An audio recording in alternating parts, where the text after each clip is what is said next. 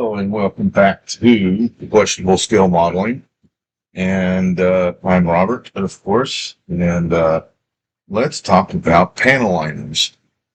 So I've got my Renault 5 ready for clear coat, but one thing that I forgot to do yesterday was add my panel liner.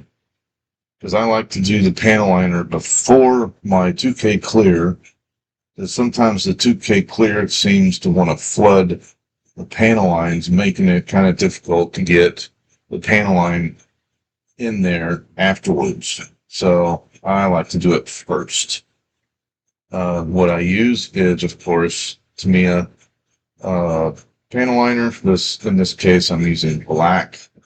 I do vary the color depending on, I vary the color of the panel liner according to what color of the car is. Not everything looks good with black. Sometimes black is a little bit too much. So anyway, I've already put the panel liner on. I didn't really think to do the video until afterwards because applying the panel liner isn't the hard part. It's getting it off, getting the excess off without ruining paint or just taking it completely back off of your panel where you want it to stay. So what I use to get it off, and we'll start with the roof. You get all these little spots. Let's see. Yeah, you get close here. There's all these spots where I've touched the panel with the panel gap with the brush. And you can see there's lots of it over here. You can see in the recesses where there's a little bit too much. So what I use is basically odorless mineral spirits, because this is enamel, so you have to use an enamel thinner to get it off. And the best part about that is, as long as you're not using enamel paint, in this case, I'm using pretty much all lacquer paints. So this enamel thinner is not going to disturb my paint at all, as long as you're not overly aggressive. The chemicals in the odorless mineral spirits will affect the paint if you scrub too hard. It's just the way it is. Because the odorless mineral spirit is not 100% enamel thinner. There's other stuff in there that will eat your paint if you're not careful. So my method, the whole purpose of the video, is how I take it off. Now, I used to use just a regular old toothpick, or Q-tip, and I would pretty much do this. The problem is, it's very fibrous, and you have all these little stray hairs of fibers, and it's not 100% smooth. And the problem with that is that as you're trying to take it off, all the excess off, those fibers are going down into the panel gap itself and pulling the panel liner out. So then you end up having to reapply and making a mess. So I just quit using Q-tips because it was just problematic. So what I did is I bought off of Amazon a whole bunch of these little makeup sponges that my wife uses. And they are great because what we'll do is we need a t-shirt, which is going to be off camera right here. I always have a t-shirt handy for wiping stuff up. As we're going to dunk our brush like so. Try to squeeze the excess off. Then I'm going to take my t-shirt and I'm going to fold it over and just kind of squeeze it to get as much off as I can. Then we're just going to very lightly rub these marks right off.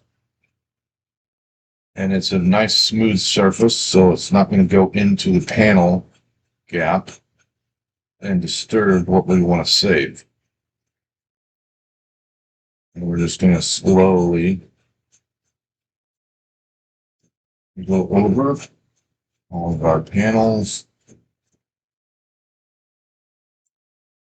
I actually let this sit a little longer than normal, so it's extra dry.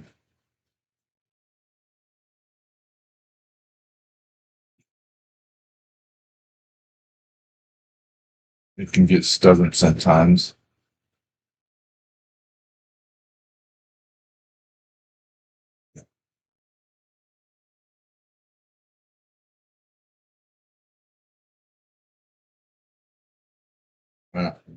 That one, extra stubborn. There it goes. And then you can kind of use a little cloth to finish it off with. Now, it's also, you see that there is the enamel paint is on our sponge. If you continue to use the sponge, that will transfer back onto the paint, and then you'll end up with a dark smudge. So I actually use several of them in one sitting.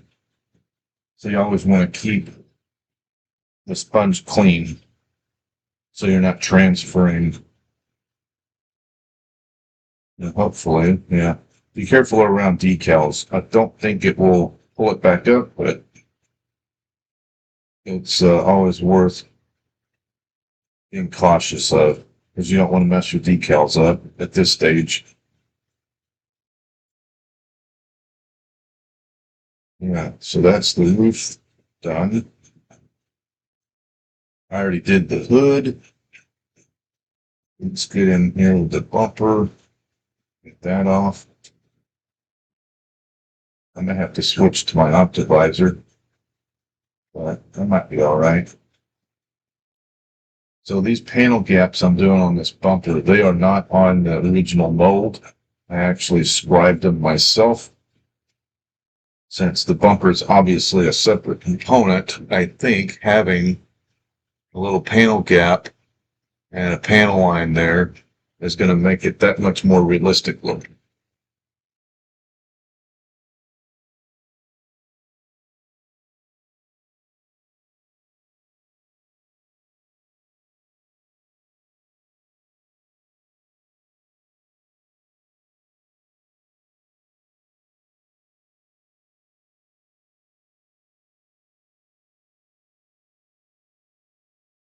Wow.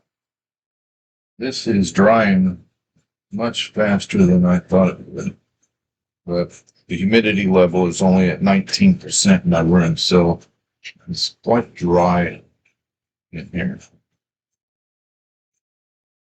Hopefully that doesn't affect my clear coat, because I plan on doing that today. In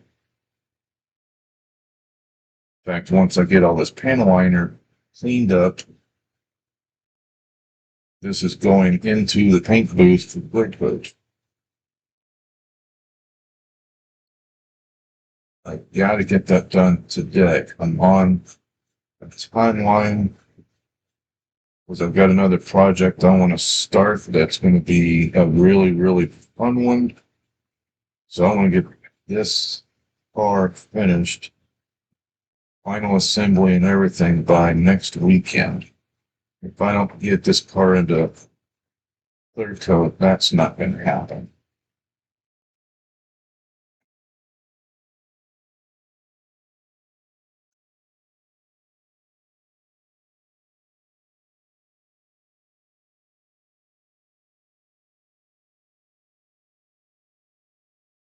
Good.